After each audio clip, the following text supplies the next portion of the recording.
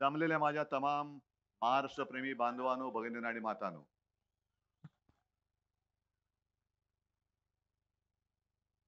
आज योगायोग चांगला आहे. तुळशीचं लग्न आहे आणि आपला हा सण असताना सुद्धा नैवेद्य दाखवायचा आहे. तसं पाहिलं तर दुसरा कोणी राजकीय नेता आज सभा घेण्याचं धाडस करणार नाही. आपण केलं आणि तुम्ही सगळेजण सभेला आलात. त्याच्याबद्दल मी तुम्हाला मनःपूर्वक धन्यवाद देतोय. आणि आपली परंपरा आहे. इतिहासामध्ये डोकावलं तर तानाजीची परंपरा आपल्याला माहिती आहे. आधी लगीन कोंढाण्याचं, मग रायबाचं. तसं हे मी लग्न नाही म्हणणार. हे आपलं. मी पुढे काही बोलण्याच्या आधी सुशांत, अतुल, सतीश तिघही इकडे या. संदेश तुम्ही पण या. या, सगळेजण या. सुशांत, सगळ्यांना धन्यवाद देतोय. कारण या भस्मासुराला गाडायला हे चौघही तयार होते. करायचं काय माझ्यासमोर प्रश्न होता. आणि साधारणतः आपण बघतो की एकापेक्षा अधिक इच्छुक असले तर पक्षप्रमुखाची काय पंचायत होत असेल हे तुम्ही जरा माझ्या खुर्चीत बसून बघा. हे सगळे अगदी तोडीस तोड आहेत. सगळ्यांची इच्छा होती आम्ही आम्ही हा भस्मासूर काढणार. मग नंतर म्हणाले तुम्ही घ्याल तो निर्णय. मग सगळ्यांशी बोललो आणि संदेशनं उमेदवारी दिली. कोणी नाराज झालं नाही, कोणी रुसलं नाही, कोणी पक्ष सोडून गेलं नाही. म्हणून मी तुम्हाला सगळ्यांच्या समोर धन्यवाद देतोय. सुशांत, अतुल, सतीश. आणि एवढंच नाही, तर यांची सगळी पुढची जबाबदारी जी आहे राजकारणातली ती मी घेतली. मी घेणार. हे सगळे सगळे एकदम मर्दगडी आहेत. सुशांत तर पूर्णपणे तयारच होता. अतुल पण, सतीश पण. आणि आता त्यांनी ठरवलंय की आमची व्यक्तिगत इच्छा व्यक्त करणं हा काही गुन्हा नाही, अपराध नाही. पण एकदा पुढे जावं लागतं. पुढे जाताना अडथळा होणारे खूप लोक असतात. पण यांच्यापैकी कोणी अडथळा नाही झालं तर आणखीन जोरात जाण्यासाठी सगळ्यांनी आपली ताकद पणाला लावलेली आहे. म्हणून मी पुन्हा एकदा खास धन्यवाद देतो.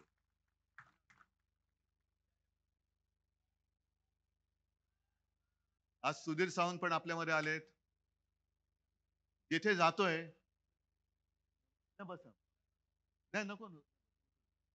जिथे जातोय तिथे अनेक लोक शिवसेनेमध्ये येत आहेत. अनेक.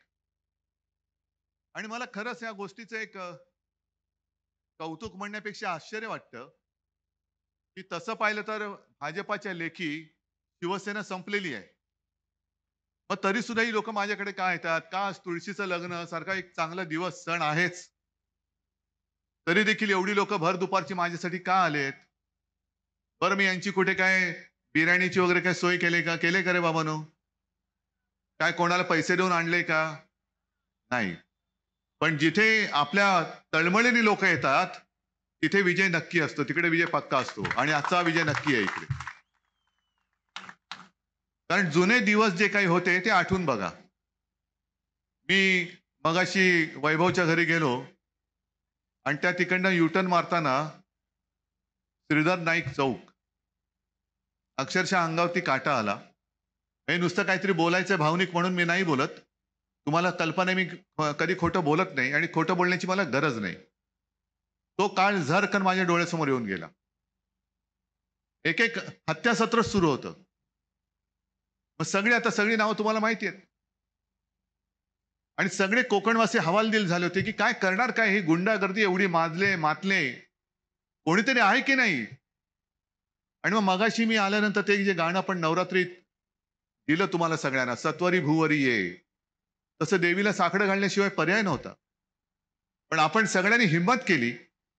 तेव्हा विनायक राऊत यांना निवडून दिलं आणि कोकण जे वेगळ्या पद्धतीने गुंडागर्दीच्या छायेमध्ये होतं, ते कोकण कसं छान, शांत आणि सुंदर असं निसर्गरम्य कोकण हे आपले सगळेजण आयुष्य जगत जगत पुढे जायला लागले. दुर्दैवाने नेमकं गेल्या वेळेला विनायक राऊतांचा पराभव झाला. का झाला, कसा झाला, तुम्हाला कल्पना आहे. पण मी विनायक राऊतांना सुद्धा धन्यवाद देतोय. एखादा माणूस पराभव झाला का बचकन खाली बसतो, की अरे काय आता हरलो, पुढे काय? पण शिवसैनिक तोच असतो, की जय पराजय होत असतात, पण मी लढणं सोडणार नाही. दुर्दैवाने पराभव झाला. पण तरी सुद्धा मी दुसऱ्या दिवशी विचारलं, म्हटलं विनायक काय करतायत? ते बोलले साहेब आज मी जरा मतदारसंघात जाऊन होते. मग त्यांनी मतदारसंघात येणं जाणं हे खासदार असतानाही सोडलं नव्हतं आणि नाही तरी सुद्धा सोडलेलं नाहीये. ही अशी माणसं जीवाला जीव देणारी, यांना साथ सोबत नाही द्यायची, तर काय जीव घेणाऱ्याने देणार? मला खरं म्हणजे इकडे नरेंद्र मोदींना प्रचाराला बोलवायचंय. पण माझं आता ते ऐकतील की नाही कल्पना नाही. कारण तुम्ही म्हणाला, "अरे तुम्ही असं काय बोलताय? मोदींची एकदम आठवण का आली?" नाही, आठवण येत असते हो. काय जुनी नाती असतात. त्याच्यामुळे आठवण येते. मोदींना एवढ्यासाठी बोलवायचंय, की लोकसभेमध्ये जे बेंबीच्या देठापासून तुम्ही ओरडत होता, घराणेशाही, घराणेशाही, घराणेशाही. मग इकडे या 3 मतदारसंघात आणि कोकणामध्ये तुमच्या पक्षाने काय केलंय, त्याला काय म्हणायचं? ही कोणती शाही आहे? वडिलांना डोक्यावर आणि 2 पोरांना खांद्यावर असं घेऊन कोकण फिरेल असं तुम्हाला वाटतं? काय चाललंय? नाही आम्ही काय बसवलेत आमच्या डोक्यावरती बाप बसलाय, खांद्यावरती पोरं बसलेत आणि आम्ही चाकरी करतोय त्यांची. मग ही घराणेशाही नाही तर दुसरं काय आहे? आहे उत्तर तुमच्याकडे म्हणजे त्यांच्याकडे. तुम्हाला शिवसेनेची किंवा शिवसेना प्रमुखांची घराणेशाही, अरे मी म्हणतो ना, मी घराणेशाही तर घराणेशाही, मी घराण्याची परंपरा आणि घराण्याचा वारसा घेऊन पुढे चाललेलो आहे. पण शिवसेना प्रमुखांची घराणेशाही नाही चालणार. त्यांच्यातले सगळे फोडून गद्दार म्हणून आम्ही घेऊ. पण शिवसेना प्रमुखांचा मुलगा नाही चालणार. वो तो नकली संतान आहे. एवढी मजल गेली तुमची? एवढी मजल गेली?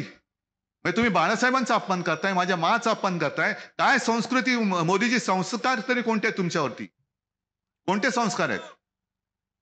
आम्हाला जसं आम्ही घराण्याचा अभिमानाने उल्लेख करतो, तसा मोदीजी तुम्ही येऊन या इथल्या गुंडांच्या, दरोडेखोरांच्या घराण्याचा अभिमानाने उल्लेख करून दाखवताय. आणि ही तुमची परंपरा कोकणला मान्य आहे. आता विनायकजी तुम्ही बोललात की कोणतरी एक जाऊ दे, अशा पकपकीकडे मी लक्ष पण देत नाही. अरे आव्हान कोणी द्यायचं? आव्हान मर्दानी द्यावं लागतं. मर्दानी आव्हान द्यायला पाहिजे. हे कसलेत? नुसते इकडनं तिकडे, तिकडनं तिकडे. आज इथे तर उद्या तिथे. काय वाटेल तिकडे जातायत, वाटेल ते बोलतायत. त्यांनी मला आव्हान दिलं. हे येऊन रस्त्याने जाऊन दाखवा. हेलिकॉप्टरने येऊ नका. अरे रस्त्याने येऊन जायला पहिला तुझ्यावरती तिकडे जे 2 बसलेत ना दिल्लीमध्ये, त्यांना म्हणा रस्ता तरी नीट करा. मुंबई गोवा रस्ता अजून खड्ड्यातला आहे. दुसरा नॅशनल हायवे त्याचं तर जवळपास वर्षभर कामच बंद आहे. हा बावडा रोड. बावडा ना, कारण हे बोलणारं मला वाटलं बेवडा आहे. पण रोड बावडा आहे. बावडा रोड बंद. मग कुठल्या रस्त्याने आणि कुठल्या जाऊ?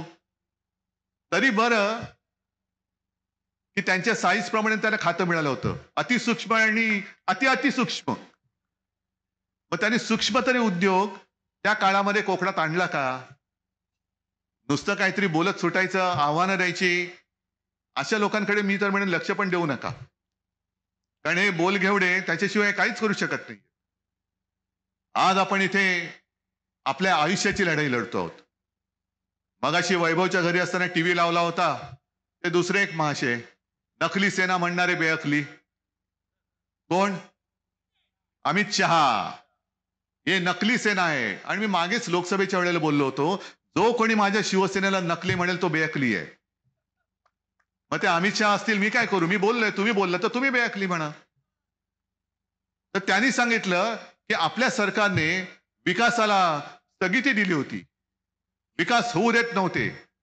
अच्छा, अमित भाई, विकासाची व्याख्या काय हो?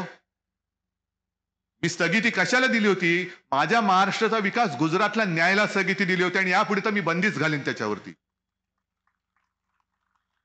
तुम्ही माझ्या महाराष्ट्रातले उद्योग, अगदी पाणबुडीचा उद्योग सुद्धा तुम्ही गुजरातला घेऊन गेलात.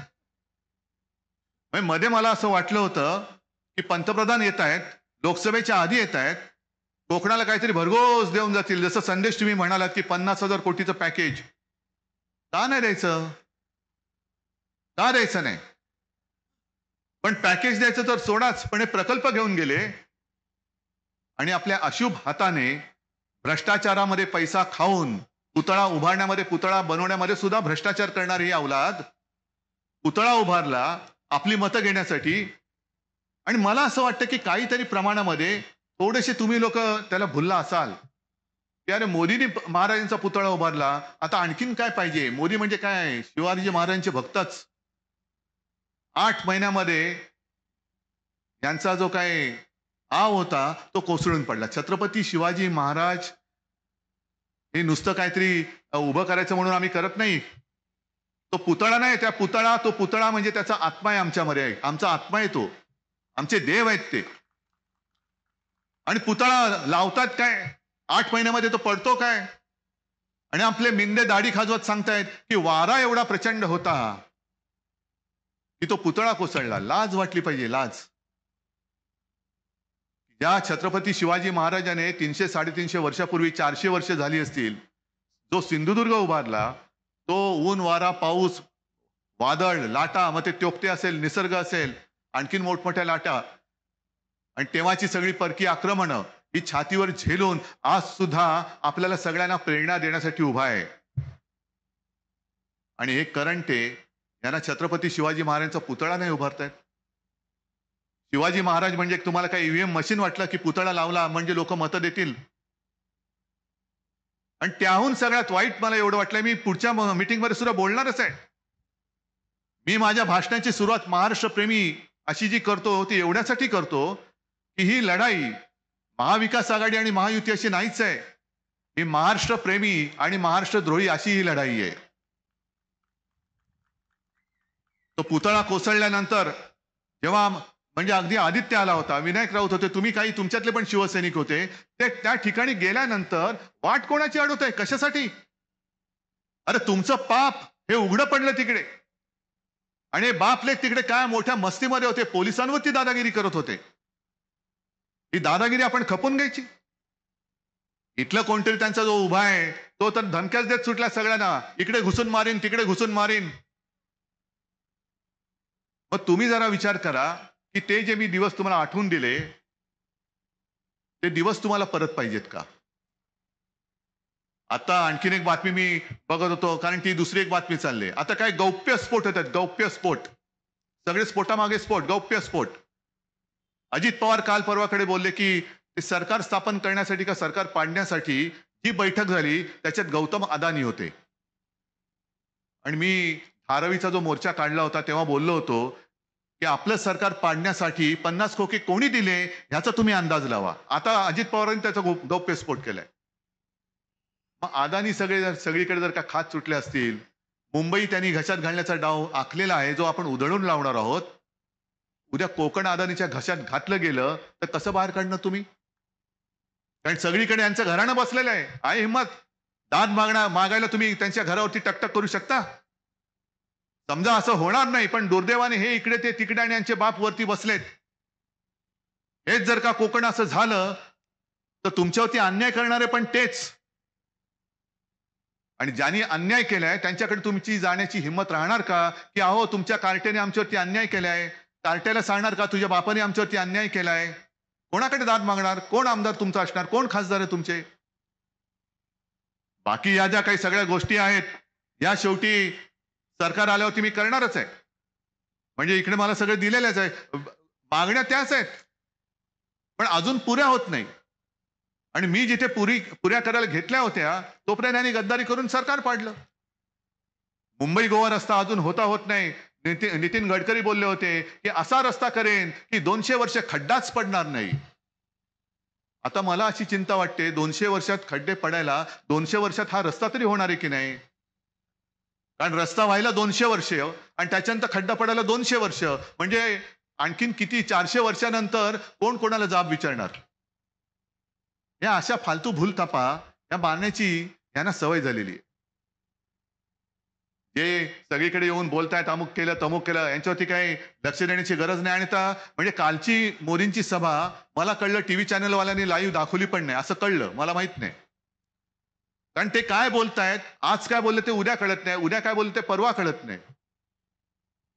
एक तर आमच्यामध्ये असतील तर सगळे भ्रष्टाचारी, आणि त्यांच्या मांडीला मांडी लागली का सगळे साधू संत झाले. आज हे जे काही सगळे प्रश्न आहेत की तुम्ही अजूनही शासकीय दवाखान्यामध्ये सुधारणा नाहीये, मेडिकल कॉलेज आहे, त्याच्यानंतर विजयदुर्गचा रस्ता हा कोणाच्या नातेवाईकाकडे दिला तुम्ही म्हणालात? हा, विनोद तावडेंच्या नातेवाईकाकडे. त्याच्यानंतर MIDC उद्योग किती लोकांना मिळाले इकडे? कोणालाच नाही. आणि इकडे छातीटोक काय सांगतायत, आणि मी हे करणार. हा वचननामा मी थोडक्यामध्ये माझ्या खिशात ठेवलाय, आणि त्या एवढ्या खिशातल्या वचननाम्यात सुद्धा मी म्हटलंय की मी रिफायनरी जी बारसूला येते ती होऊ देणार नाही, ती मी रद्द करणार. नाणार तर घालवलंच, ते माझं वचन होतं. आणि बारसू सुद्धा मी तिकडे लोकांचा विरोध आहे ना, मी लोकांच्या विरोधात काही होऊ देणार नाही, हे माझं वचन आहे. आणि हे लोक हे सांगतायत की आम्ही रिफायनरी आणू, आम्ही रोजगार देऊ. अहो तुमचं काय जातंय, तुमचे बंगले इकडे आणि परदेशामध्ये सगळीकडे असतील, इथल्या लोकांनी जगायचं कसं? पर्यावरणाचं सगळं संपूर्ण नाश करायचा, खाणी करायच्या, खोदकाम करायचं, आणि विकासाच्या नावाखाली तुम्ही संपूर्ण माझं कोकणचं पर्यावरण सगळं हिरवगार छान कोकण आहे हे सगळं मारून टाकायचं. याला मी विकास मानायला तयार नाही, आणि असा विकास मी होऊ देणार नाही. मी कोकणच्या लोकांना वचन देतोय की पर्यावरणाचं रक्षण करून तुम्हाला रोजगार मिळेल असा विकास मी कोकणचा करून दाखवेन, असा विकास करेन. आणि याच्यामध्ये ज्या आपण गोष्टी दिलेल्या आहेत, एक तर सगळ्या महिला इकडे आल्या आहेत, आहे ठीक आहे, एक 1500 रुपये त्यांना दिले जात आहेत. आपण म्हणतो 3000 देऊ, कारण 1500 मध्ये काहीच होत नाही. 3000 मध्ये सुद्धा तसं काही होईल असं वाटत नाही, कारण महागाई एवढी जोरात वाढते की 14 साली गॅस सिलेंडरचा भाव काय होता आणि आता किती आहे तो बघा बरं. काही गोष्टी आपल्याला कळतच नाही, त्याचे फटके पडल्यानंतर कळतायत. आता रुपयाचा भाव एवढा खाली गडगडत गडगडत गडगडत चाललेला आहे, आणि डॉलर एवढा वाढलाय की पुढच्या काही दिवसामध्ये आपल्या देशाची अर्थव्यवस्था ही कोलमडेल की काय अशी परिस्थिती निर्माण झाली. आणि म्हणून आपण जे पुढचं वचन देतो आहोत की महिलांना सन्मानाने, जसं हे करतायत की 1500 दिले म्हणजे तुम्ही आमच्या घरी आमच्या नोकर झालात, असं नाही. ही महाराष्ट्राची महिला आहे, माता भगिनींचा सन्मान राखला गेलाच पाहिजे, ही छत्रपती शिवाजी महाराजांची शिकवण आहे. तर महिलांना तर त्यांचा मान देऊच, आणि अर्धमुर्ध नाही करणार. एसटी मधनं संपूर्ण मोफत प्रवास आम्ही त्यांना देणार आहोत, महिलांना मोफत प्रवास. कारण महिला ही घरचा आधार आहे, तिच्यावरती घर चालतं. महिला ही महत्वाचा आधार आहे. आणि त्याचबरोबरीने 5 जीवनावश्यक वस्तूंचे भाव सुद्धा आपण स्थिर ठेवून दाखवणार आहोत. हे म्हणा, असं काहीतरी बोला ना आणि करून दाखवा. आता यांना कळते लोकसभेमध्ये पराभव झाल्यानंतर, म्हणजे ही लोकसभा पण आपण जिंकायला पाहिजे होती, मला रुखरुख लागलेली आहे, नक्कीच लागलेली आहे. आणि म्हणून मी तुमच्याकडे हक्काने आलेलो आहे की लोकसभेतला इथला पराभव माझ्या जिवारी लागलेला आहे. कोकणामध्ये शिवसेनेचा पराभव करणारा अजूनही कोणी जन्माला आलेला आहे असा माझा विश्वासच नाहीये, मुळी होऊच शकत नाही. पण शिवसेना जे संपवायला निघाले त्या भाजपला मला विचारायचंय की अहो तुम्ही शिवसेना संपवण्याच्या नादामध्ये मूळ भाजप तरी शिल्लक ठेवलाय का कोकणामध्ये? आहे कोणतरी एक तरी भाजपवाला आहे? म्हणजे कोणे एके काळी आपली जेव्हा युती होती तेव्हा माधवराव भंडारी होते, त्याच्यानंतर जेव्हा आपलं बिनसलं तेव्हा माधवराव भंडारी आपल्यावरती टीका करायचे. मी काय म्हणायचो, ठीक आहे माधवराव टीका करतात ना, करू द्या, निदान हा भाजप आणि संघाचा कट्टर तरी कार्यकर्ता आहे. आता माधव भंडारी सुद्धा कुठे गेले काही माहित नाही, आणि भलते सगळे उपरे यांच्या डोक्यावरती बसलेत, आणि आपल्यावर म्हणजे शिवसेनेवरती टीका करायला सुद्धा यांना बाजार बुणगे लागतात. आणि काय तुमचं कोकणचं कल्याण करणार? हे फक्त स्वतःचं आणि स्वतःच्या पोरांचं आणि पुढच्या पिढ्यांचं हे कल्याण करतायत, बाकीच्यांची सगळी विल्हेवाट. आणि त्याच्यासाठी मी आज आलेलो. बाकीच्या गोष्टी ज्या आहेत, जसं काजूला हमी भाव, त्याच्यानंतर तुम्ही काय म्हटलं आणखीन, सिंचनाचे प्रकल्प, काजू आंब्याला हमखास भाव, मुंबई गोवाचा हायवे, गगनबावडा रस्ता, सिंचनाचे प्रकल्प, आणखीन हे सगळं आहे, प्रलंबित प्रश्न मार्ग हे लागणार, नरडवे धरण. एवढे वर्ष हे करतायत. अहो तुम्ही तिकडे मंत्री होतात, खासदार होतात. मधली 2.5 वर्ष जर का सोडली तर जवळपास गेली 7.5 वर्ष आणि 10 वर्ष केंद्रामध्ये भाजपची तर आहेत. मग भाजपची एवढी सत्ता केंद्रात असताना डबल इंजिनापैकी एक इंजिन तर तुमचं 10 वर्ष तिकडे सत्तेवर होतं. अजून माझ्या कोकणाचा विकास का झाला नाही? मी येताना सावंतवाडीमध्ये गेलो होतो आणि सावंतवाडीमध्ये सुद्धा ते आपले ड्युटे बोललेत, केसरकर. म्हणजे माणसं किती निर्ढावलेली असतात. छत्रपती शिवाजी महाराजांचा पुतळा कोसळल्यानंतर आपण तिकडे पाहणी करायला गेल्यानंतर हे बापलेख जसे शिवद्रोही, महाराष्ट्रद्रोही, हेच मी त्यांना म्हणतोय, हे महाराष्ट्रद्रोही आहेत. जे जे भाजपची चाकरी करतायत आणि माझा महाराष्ट्र लुटून गुजरातला नेणाऱ्याला मदत करतायत, ते सगळे महाराष्ट्रद्रोही आहेत. हे मध्ये आले होते. अरे काय तुमचा संबंध? आम्ही कुठे तुमच्याशी लढायला आलो होतो? एक तर लढायच्या लायकीचे तुम्ही नाहीच आहात, पण तिथे तुम्ही आमच्या आडवे आलात. आणि तिथले सावंतवाडीचे दुसरे ते नतद्रष्ट, मी त्यांना नतद्रष्ट का बोललो? कारण त्यांनी सांगितलं की वाईटातून काहीतरी चांगलं होतं, महाराजांचा पुतळा पडला, आणखीन काहीतरी चांगलं होईल. त्यानं जोडे नाही मारायचे तर दुसरं काय मारायचं?